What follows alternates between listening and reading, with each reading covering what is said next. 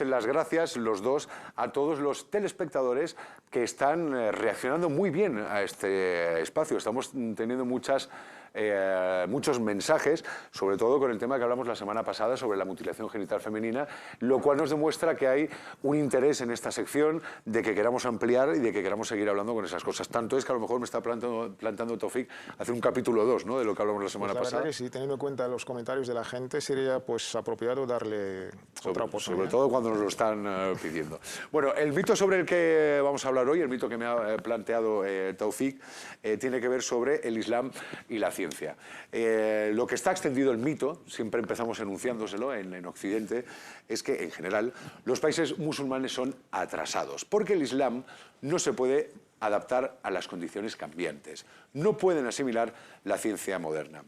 En segundo lugar, el Islam está en contra del progreso y en contra de los avances científicos. Ya hay palabras que suenan, me parece que suenan como exageradas, ¿no? Atrasados, en contra, ya indica una posición que luego Taufik nos va a demostrar que no es real. Y por último, se sostiene un argumento en Occidente que dice de alguna manera, no explícitamente, que la religión no permite ese avance científico.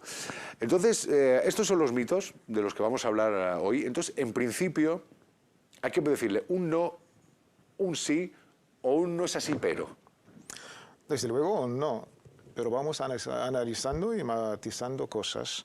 Poquito a poco, ¿verdad? Poquito a poco, claro.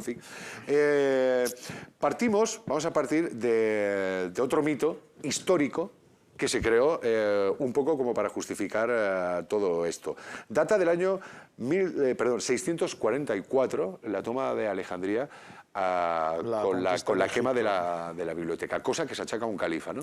Durante la conquista de los musulmanes a Egipto, pues se ha corrido pues, una leyenda tan falsa que fueron los propios musulmanes que quemaron la legendaria biblioteca de Alejandría en Egipto, que es totalmente falso. Ha sido quemada siglos atrás por los propios, digamos, cristianos que estaban en Egipto. Bueno, incluso antes, primero por, no sé si primero o después, Julio César.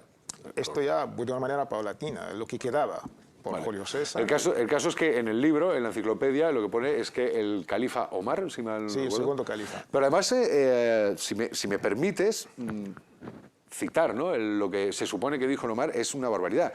No hay más que un libro verdadero, el Corán. Si los libros de esa biblioteca contienen cosas opuestas al Corán, son impíos y hay que quemarlos. Y si dicen lo mismo, que el Corán son superfluos y hay que quemarlos también. También le entra la risa. Esta frase no es apropiada ni de Omar ni del contexto del siglo más o menos 7, literario digamos, el estilo literario de las palabras. Y yo recomiendo a todos los telespectadores que vean la película de Ágora, ¿no? De Amenábar. Exactamente, pues ahí deja claro el argumento y además de un plan bastante, digamos, dramático. A la única filósofa mujer, Hipatía, y lo que ha sufrido contra pues, cierto extremismo cristiano, y quien quemó de verdad la gran biblioteca de Alejandría. Lo que muchos espectadores sintieron cuando vieron esa película, ¿sabes qué es? No tenían idea. ¿Es verdad? No tenía ni idea, o sea, yo no sabía que esto lo habían hecho los cristianos. Esto es una constante que se repite continuamente desde hace mucho tiempo, ¿no? Esa especie de menoscabamiento continuo, velado o más o menos claro de todo lo que tenga que ver con el mundo del Islam, ¿no? Es fácil cuando pues, reina la ignorancia, por eso llamamos a hacer este esfuerzo intelectual de estudiar. Antes de juzgar o prejuzgar hay que estudiar. Bueno, hemos hablado del mito, hemos hablado del mito histórico que se ha creado en ese sentido, y la pregunta es, a fin de cuentas, ¿no?, ¿el Islam contradice a la ciencia? ¿Va de la mano de la ciencia? ¿Es algo que le impida evolucionar? Al contrario, la propia esencia del Islam es la ciencia, es la pura ciencia.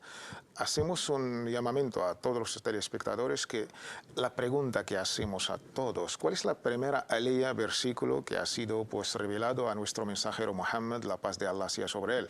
Para mí como musulmán o para cualquier religioso practicante, el primer mandamiento divino a un mensajero debe ser pues, unificar, glorificar a Dios, rezar, dar pues, ayuda a los pobres, hacer el peregrinaje a la Meca, lo que se conoce con los famosos pilares del Islam.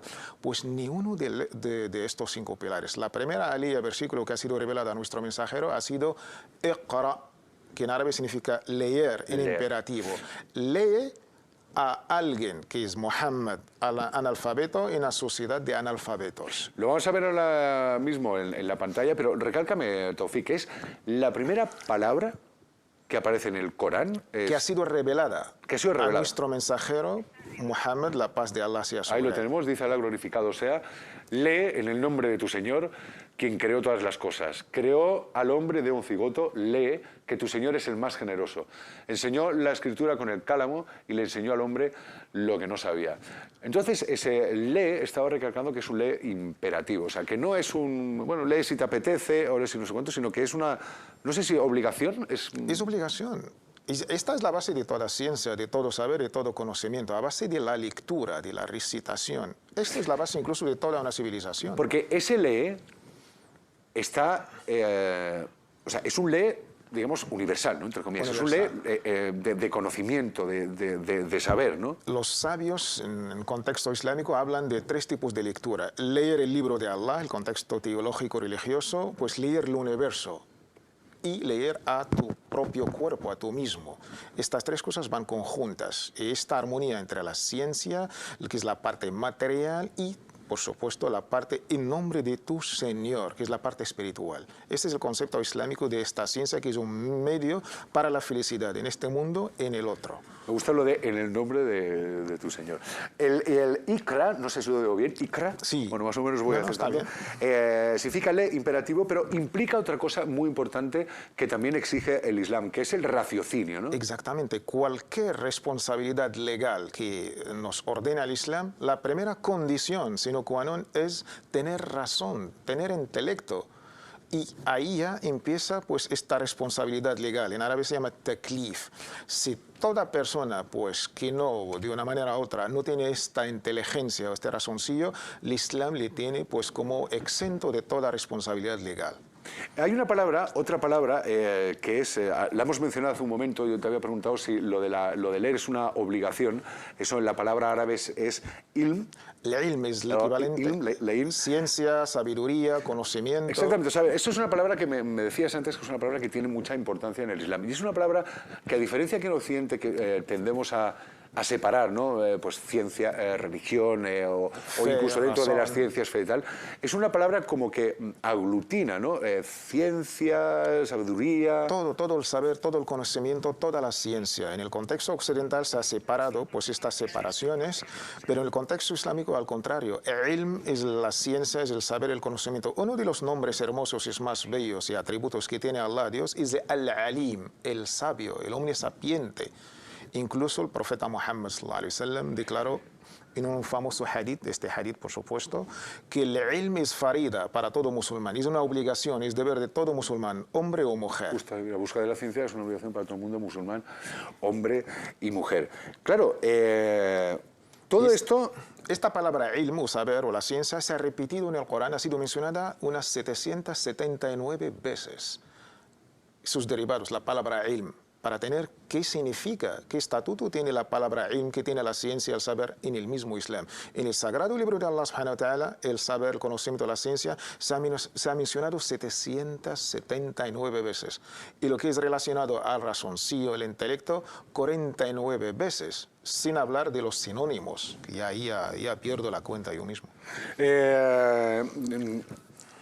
Hay, para demostrar, ¿no?, que ciencia y religión sí que pueden ir juntos, me gustaría, ya para finalizar, porque se nos acaba el tiempo, es mencionar, ¿no?, citar a Einstein, al científico más grande de todos los tiempos, que en varias de sus citas siempre ha manifestado que deben ir de la mano, ¿no? Exactamente, la ciencia y la religión deben ir siempre juntas, si no para...